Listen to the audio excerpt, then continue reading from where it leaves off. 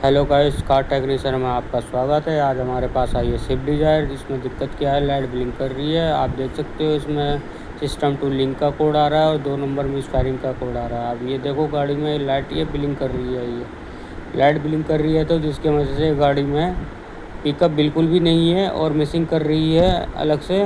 Petrol पे और CNG पे दोनों पे मिसिंग कर रही है। इसके कारण से गाड़ी ये चल नहीं रही है, ये लाइट ब्लिंक कर रही है। इसका कारण आपको दिखलाते हैं, इसका कारण क्या है ब्लिंक करने का कारण।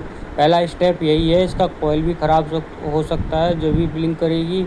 और तीसरे नंबर पे है इसका प्लग का शॉर्ट हो जाना जब भी मिसिंग करेगी, या प्रॉपर करंट नहीं मिलना जब भी मिसिंग करेगी या लाइट ब्लिंक करेगी।